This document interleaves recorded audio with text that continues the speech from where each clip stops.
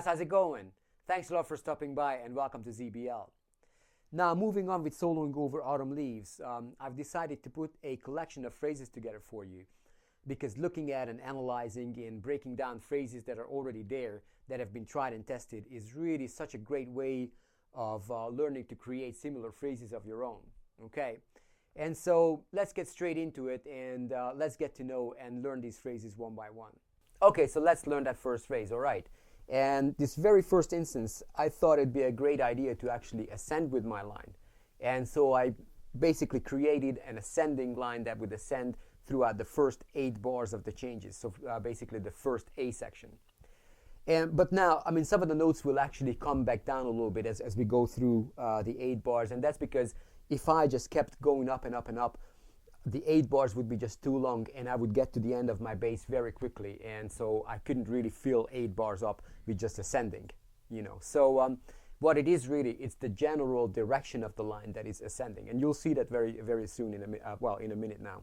Okay, so I picked the note here for the very first note in this 8-bar phrase, and that would be an E flat, the third of the C minor chord.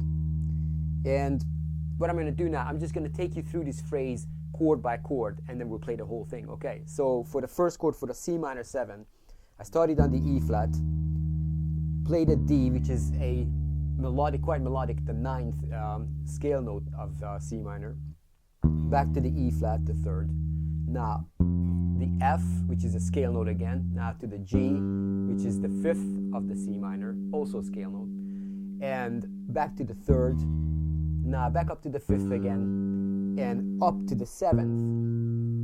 Now there is a reason why I came up to the 7th here, and that's because I want to take advantage of this real great 7th to 3rd voice leading. And that's a kind of voice leading, you know, I'm sure you heard about it, but if you haven't, that is the kind of voice leading that will really smooth your lines out, you know, it will really get rid of all the kind of edgy and kind of really not so nice or not so melodic connections or resolutions between chords. Okay, so we'll come from that B flat and we'll resolve to the first note of the F7, which is an A.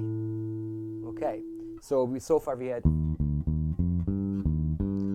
and now from that B flat, which is the 7th of the C minor, let's resolve to the A, which is the 3rd of the F7 chord.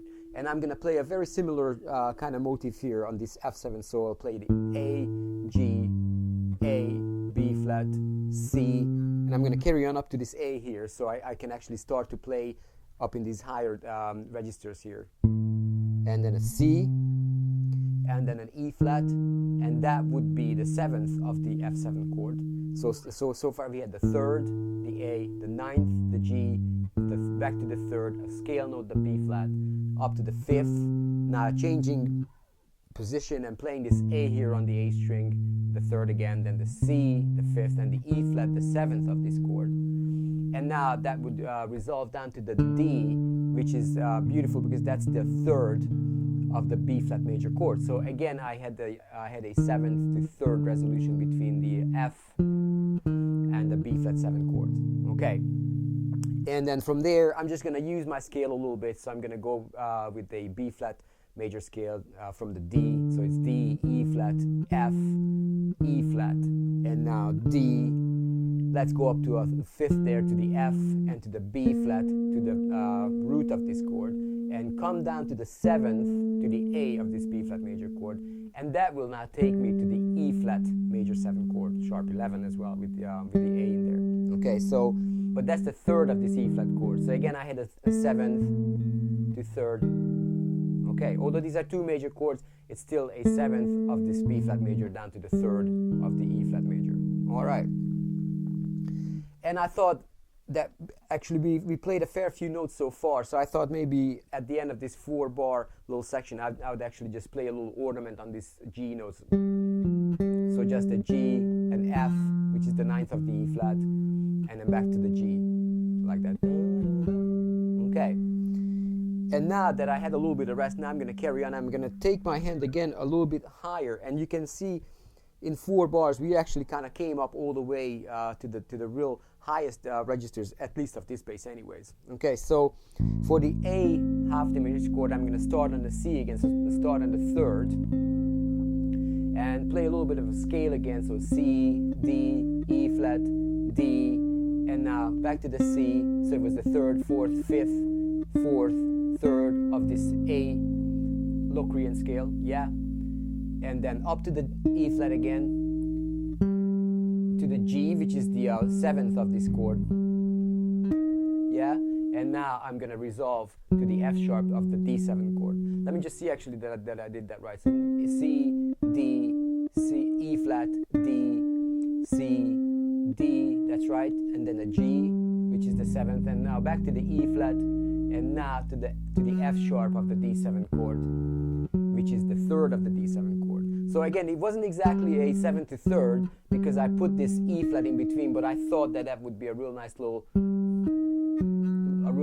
phrase for me to come down to that F sharp. Okay, and from this F sharp, which is the 7th bar now of this first A section, from this F sharp, I'm just going to use the scale again, the harmonic minor scale, the 5th mode of the harmonic minor scale.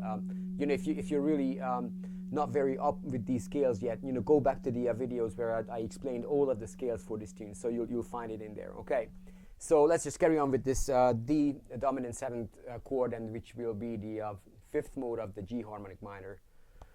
Oh Lord, it sounds too much, but it's not that bad actually. So we'll just go with the scale again and play the F sharp, G, A, B flat, C, up to the flat 9 to the E flat, back to the root D, and down to the 7th now. And I'm going to resolve this 7th of the D7 to the 3rd to this B flat of the G minor chord. And again, I'm just going to put a little bit of an ornament on it. So again, just down to the 9th and back to the 3rd. Okay, or the rhythmic aspect doesn't really matter actually. We're talking about harmony and melody here. Okay. Now, sorry, the rhythm matters a lot, but just right now we're just not talking about rhythm. Okay, so there we are, and now we have one last bar to play, and that becomes a G dominant 7th chord. So the this G minor chord here becomes a G dominant chord. You see? Okay, so we really have to mark that. So what I decided to do, I decided to start on the B natural, which would be the 3rd of that G dominant chord. So you have a real distinct difference between the G B flat, which is G minor, to the G B natural, which is the G dominant 7. And I decided to come back down to the root, back up to the 3rd, and a little bit of a scale again, D, C, D, B, C, D. And now this E flat up here actually marks the first note of the next A section. That would be again turning back around to the C minor of the second A section of the second 8 bars. Okay. So far that's the phrase really. I mean, you can tell I kind of had a little rest at the end of the 4th bar, which is a lot of something that happens a lot of times. We always kind of pick 2 bar, 4 bar, or 8 bar kind of phrases where we stop and have a little rest with our phrase, so we can then have our lines breathe a little bit, and then carry on to the next phase. Okay. Now, let me actually just play it for you first, and then we'll listen to it with the play along as well. Okay, so the whole phrase is this, without talking too much about it now. So just from the C minor chord.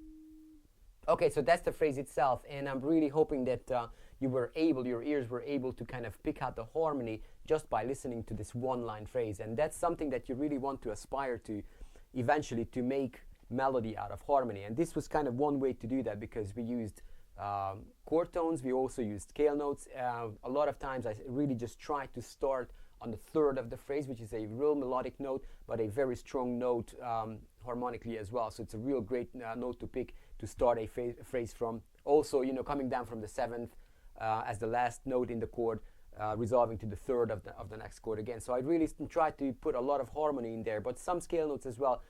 So we start to actually iron out the kind of jumpiness and edginess of the harmonic notes, i.e. chord tones, and start to make them into nice melodic phrases as well, with kind of the variation of chord tones and scale notes themselves. All right, so let's just take a look and have a listen at this line with the play along now. And just a little addition about the play-alongs that are coming now. A very good friend of mine, Mike Smith, who is a very, very, very good drummer here in the UK, well, internationally renowned and a great drummer. I mean, Mike was 16 years old when he played with the BBC Big Band. You know, you don't get to play with the BBC Big Band until you're on your way, and you're really on your way to being a professional player. And he was there playing at 16 years old, so you can't really go wrong with Mike. And so Mike very, very kindly offered to make us some real nice drum tracks. So one of the first drum tracks that I received from Mike actually will be featured in this play-along that is just coming up next. So enjoy Mike's drum playing.